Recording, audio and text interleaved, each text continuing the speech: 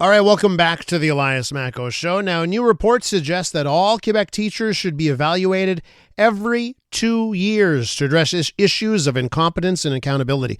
This recommendation comes after the scandal at Montreal's Bedford School. You remember the story from last year? 11 teachers, primarily from the Maghreb, influenced at the school, brought in Islamic values at times, told girls that they couldn't play sports, relied on prayer instead of going to the nurse during some medical interventions. It was an incredibly damaging report. And now comes the aftermath and this report. Province also suggesting things like in the school, only French should be, this is a French school, so only French should be spoken among teachers at the school. Let's find out a little bit more about these recommendations and get one teacher's take on these recommendations. Catherine Hogan joins us, a high school teacher at Westwood Senior High in Hudson. Hi, Catherine. Welcome back to the show. Good morning, Elias. First things first, you obviously snow day, but you are still working, though. Yes, I'm actually attending a workshop. It's on Zoom, though. So, yes, I have a board-wide workshop today for the grade 11 provincial exam. Gotcha. Okay, so the work doesn't end for a teacher, should be noted. Catherine, let's talk about this. First things first, mandatory evaluations. What do you think? Do you think this could improve the quality of education if every 2 years there had to be an evaluation of teachers? Yes. I think in some cases it could be, although I think that we do have to look at the situation that created this mandate. I think that we need to look at this school in particular differently perhaps than we're looking at the majority of schools, because I don't think the situation in Bedford was particularly reflective of what's going on in all schools. Mm-hmm. However, that said, I think that it's certainly something to look at, whether or not we're evaluating teachers maybe enough. I think we do definitely at the beginning of their career. Before they're tenured, it's quite normal to have an evaluation each year.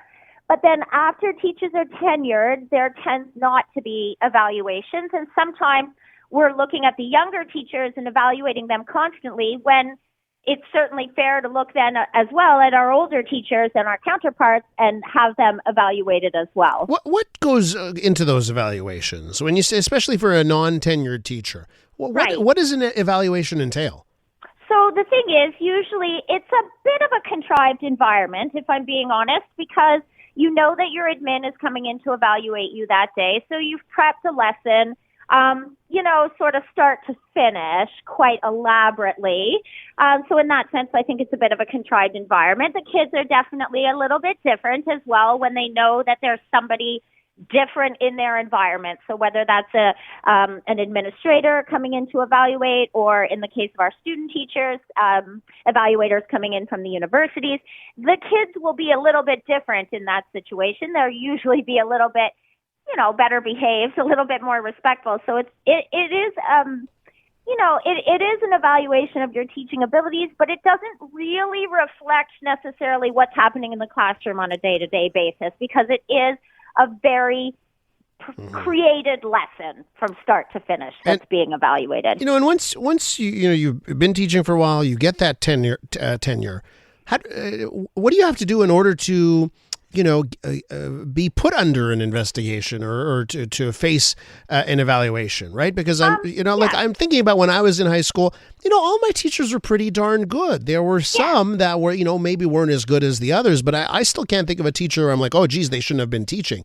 So, what happens? How do you get, right now under the current system, how do you end up being evaluated? What do you have to do to face that kind of scrutiny?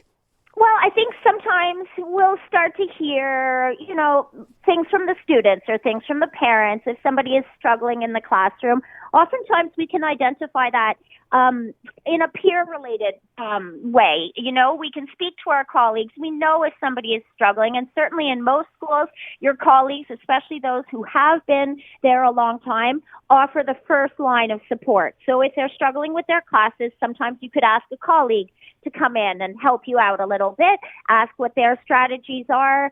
We also have mentor teachers in the school that can offer their mentorship to especially our young teachers coming in, but not only that, but also our teachers that have been in the field for a long time.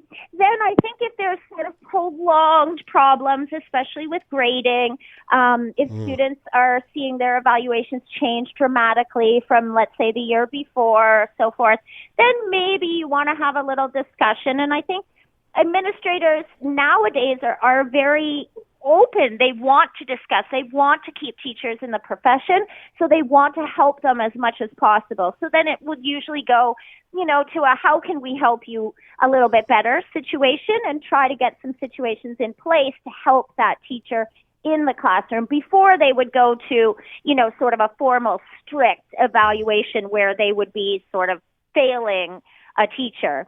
But I agree with you, Elias. For the most part, I think most teachers are sort of doing a good job, doing the best that they can. So if they're struggling, I think there are ways to help them out along the way that might not come from a formal evaluation. With high school teacher Catherine Hogan, she teaches at Westwood Senior High in Hudson. Catherine, this may be a taboo subject, but do teachers ever get fired? Have you ever seen a colleague get fired? Yes, I have. Yes. It's usually situations outside of their teaching, I would say.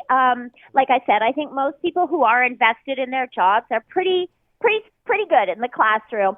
And it's more teachers that are struggling a lot with classroom management. They tend to get themselves out of the profession. They begin to realize themselves, maybe this isn't for me, or maybe, it wasn't exactly what I had envisioned. And they will usually make the changes for themselves. Rather, I would say, than admin coming in and saying, geez, you're a lousy teacher and we need to let you go. Yeah, and I would imagine there can be also a lot of gentle nudging that can happen long before someone gets fired. Yeah, if that's not just not the right pick for them career-wise. Yes, and those conversations will happen, certainly. And I think most teachers themselves evaluate themselves, and I think they can see, too, if they're struggling.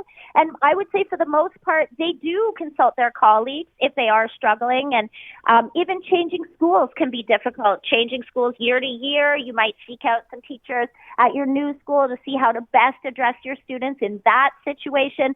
It's an always changing environment, education. So whether you're doing a great job one year, the next year might be completely different. So you've got to kind of roll with that and expect to have to make changes to how you approach your subject and your students. Catherine, listen, just to wrap up here, I should note, La Presse reporting this morning, those 11 teachers at Bedford School, they've been suspended since last October. They've been paid. They've been suspended with pay.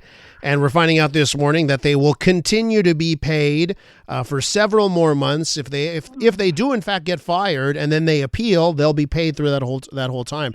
Again, maybe a taboo question here, but in an egregious example like we saw at Bedford, is it too hard to fire a teacher?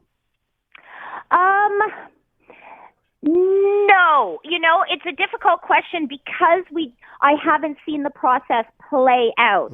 But I think that if administration was definitely concerned for safety of the children and the level of education, I think that it would become an easier process for them. If they were genuinely alarmed, I think that steps would be put into place. But that being said, there's certainly protections that are offered for teachers, and I suppose that is what's happening at the Bedford situation, which is that they're on administrative leave, so that they're being paid still. And and that definitely does raise questions, I would say. Catherine, we're going to have to leave it there. Thanks so much. Enjoy the pet day, and we'll talk again real soon.